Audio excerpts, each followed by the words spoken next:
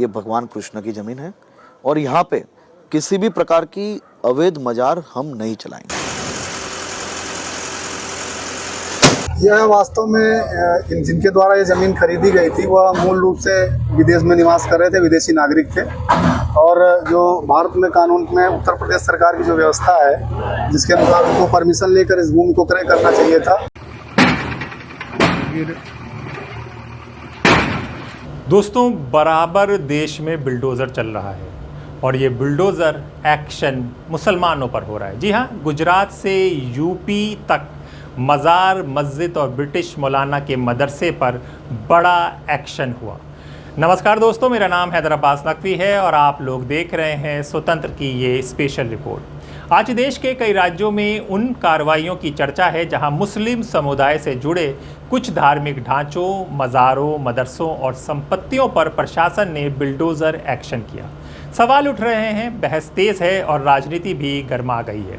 गुजरात में मज़ारों पर कार्रवाई हुई। सबसे पहले बात गुजरात की। जी हाँ, राज्य सरकार के मंत्री ने दावा किया कि अब तक 108 मज़ारों को हटाया गया है, बुलडोज़ किया गया है। प्रशासन का कहना है कि ये कार्रवाई अवैध कब्ज़ों और बिना अनुमति बने ढांचों पर की गई। ये भगवान कृष्ण की जमीन है और यहाँ पे किसी भी प्रकार की अवैध मजार हम नहीं चलाएंगे। कानूनी तौर पर सरकारी जगहों पे इमारत बना लेनी वो सही है। जूनागढ़ के ऊपरकोट इलाके का भी जिक्र किया गया, जहां पुनर्विकास अभियान के दौरान कई निर्माणों को चिन्हित किया गया।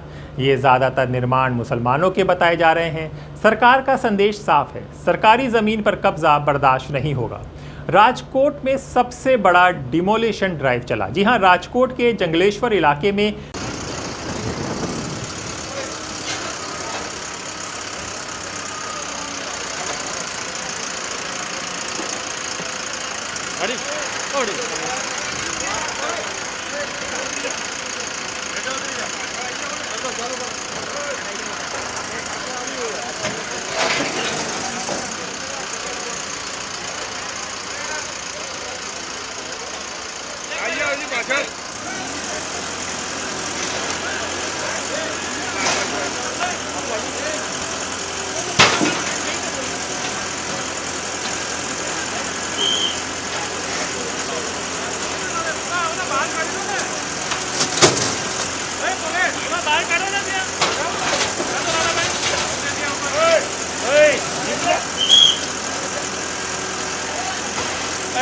काटो।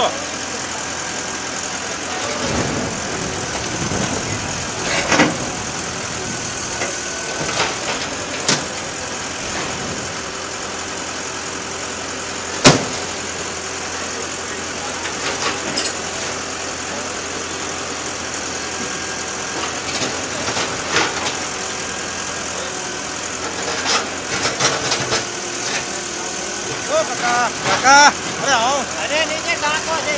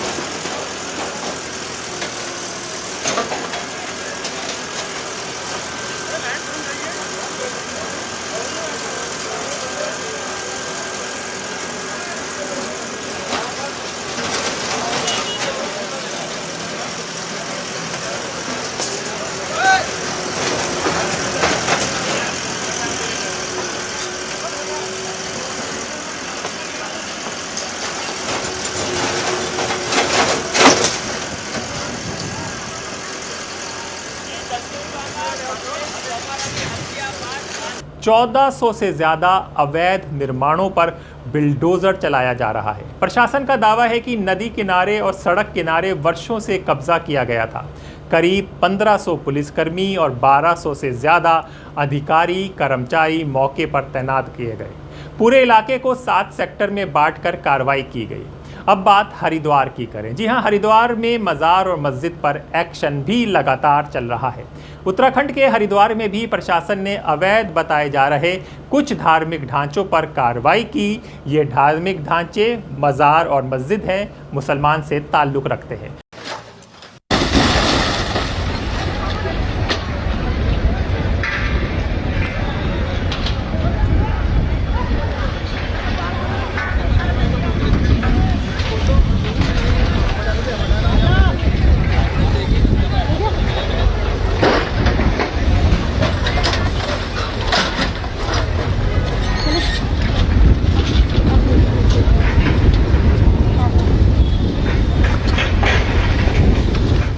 मज़ार और मस्जिद से जुड़े ढांचों पर मशीनें पहुंची तो इलाके में हलचल बढ़ी। स्थानीय प्रशासन का कहना है कि नोटिस और जांच प्रक्रिया के बाद ही ये कदम उठाया गया।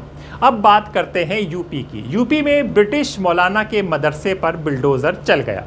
अब बात उत्तर प्रदेश के संत कबीर नगर की, जहां ब्रिटिश नागरिकता लेने वाले मौलाना शमशुल हुदा खान के मदरसे पर बिल्डोज़र चला दिया गया।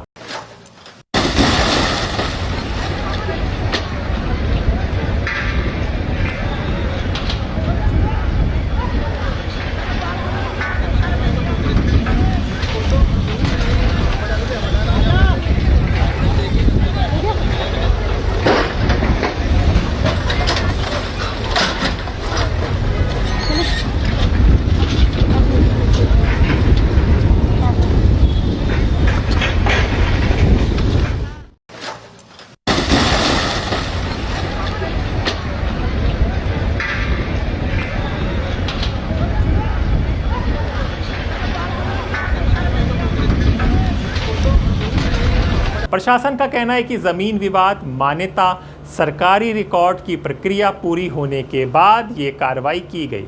भारी पुलिस बल की मौजूदगी में 2 बिल्डोज़रों से ढांचा गिराया गया। बताया जा रहा है कि मौलाना के खिलाफ वित्तीय लेन देन और विदेशी फंडिंग को लेकर जांच एजेंसियों में भी पहले जांच कर चुकी है। यह वास्तव में जिनके द्वारा ये ज़मीन खरीदी गई थी वह मूल रूप से विदेश में निवास कर रहे थे, विदेशी नागरिक थे। और जो भारत में कानून में उत्तर प्रदेश सरकार की जो व्यवस्था है जिसके अनुसार उनको परमिशन लेकर इस भूमि को क्रय करना चाहिए था, एक तो वहाँ पर उनके द्वारा क्रय नहीं किया गया, दूसरा गलती ये की गई थी कि इस भवन का निर्माण जो नियमानुसार नियमित क्षेत्र के अंतर्गत है और इसमें नक्शा पास कराने के उपरांत इनको करना चाहिए था, वो नक्शा नहीं पास कराया गया। तो RBO एक्ट 1958 के तहत इसमें तत्कालीन जिलाधिकारी के स्तर से आदेश पारित किया गया था ध्वस्तीकरण का। बाद में यह प्रकरण माननीय उच्च न्यायालय में गया, वहाँ से भी इनको कुछ दिनों के लिए रिलीफ मिली थी, लेकिन अंत में यह प्रकरण सारे न्यायालयों से समाप्त होने के उपरांत आज ध्वस्तीकरण की कार्यवाही कराई जा रही है। कार्यवाही इस भवन के ध्वस्तीकरण तक चलाने का हम लोगों का इरादा है। मौलाना शमशुल हुदा खान का मदरसा खलीलाबाद के गोश्तबंदी इलाके में था। मौलाना ने मदरसा ध्वस्त किए जाने के आदेश के खिलाफ याचिका दाखिल की थी, जिसे कमिश्नर कोर्ट ने शनिवार को खारिज कर दिया था। इससे पहले संत कबीर नगर के DM कोर्ट ने भी ब्रिटिश मौलाना शमशुल हुदा के मदरसे को ध्वस्त करने के आदेश को सही ठहराया था। अब मदरसे को गिराकर ज़मीन यूपी सरकार के कब्जे में दी गई है।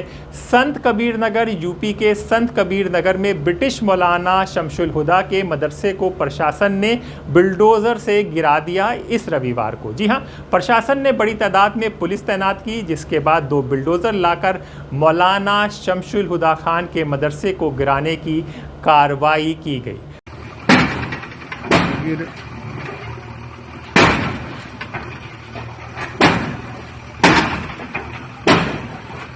चलो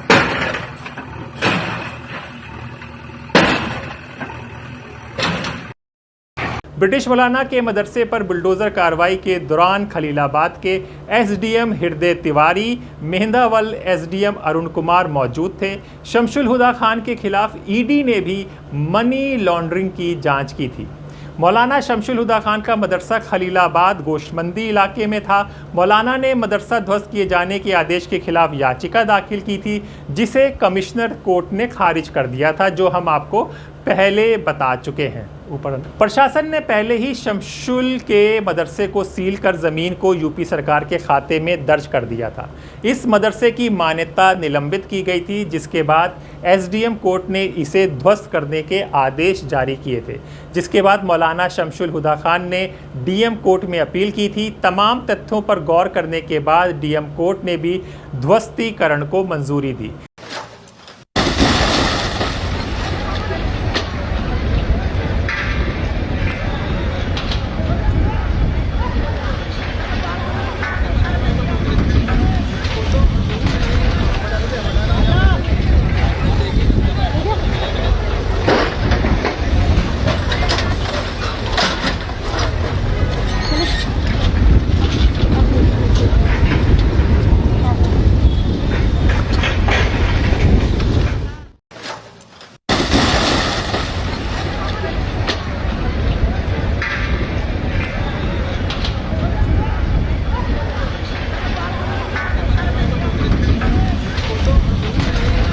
जानकारी के मुताबिक मौलाना शमशुल हुदा खान दुधारा क्षेत्र के देवरिया लाल गांव का निवासी था।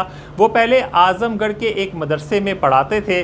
जानकारी के मुताबिक धार्मिक कार्य की आड़ में मौलाना शमशुल हुदा खान विदेश यात्राएं भी करते थे, ये उन पर आरोप लग रहे हैं। फिर वो ब्रिटेन चले गए, जहां साल 2013 में मौलाना शमशुल हुदा खान ने ब्रिटिश नागरिकता ले ली। मौलाना शमशुल पर यह आरोप भी है कि उसने एनजीओ के ज़रिए विदेश से धन हासिल किया। फिर साल 2017 और 18 में संत कबीर नगर में पत्नी समेत रिश्तेदारों के नाम से ज़मीनें खरीदी। इसके अलावा इस रकम से खलीलाबाद के गोश्तमंदी इलाके में मदरसा बना लिया। अब मदरसा ध्वस्त हो चुका है और ज़मीन यूपी सरकार के कब्ज़े में चली गई है। बड़ा सवाल ये है, क्या ये सिर्फ अवैध निर्माणों पर कार्रवाई है या फिर मुस्लिम संस्थानों पर हो रही कार्रवाई को लेकर नया राजनीतिक नैरेटिव बनाया जा रहा है? समर्थकों का कहना है कानून सबके लिए बराबर है। विरोधियों का कहना है कि कार्रवाई निष्पक्ष और पारदर्शी होनी चाहिए। गुजरात से उत्तराखंड और यूपी तक बिल्डोज़र एक्शन ने साफ कर दिया कि अवैध निर्माणों पर सरकारें सख्त है, लेकिन ये बात भी तय है कि ये अवैध निर्माण अगर किसी दूसरे समुदाय पर है तो सरकारें कुछ ज़्यादा ही सख्त हो जाती हैं, लेकिन यही निर्माण अगर किसी और समुदाय के हैं तो सरकारें इतनी सख्त नहीं दिखती। ये एक बड़ा सवाल है जो अब लोग पूछने लगे हैं, लेकिन हर कानूनी कार्रवाई के दायरे में और बिना भेदभाव के हो, यही सबसे बड़ा सवाल भी है। ऐसे ही बड़ी और एक्सक्लूसिव रिपोर्ट्स के लिए चैनल को सब्सक्राइब करें, वीडियो को लाइक करें और अपने दोस्त हैदर अब्बास नकवी को इजाज़त दें। जब तक हम स्वतंत्र हैं, सच बोलते रहेंगे। नमस्कार।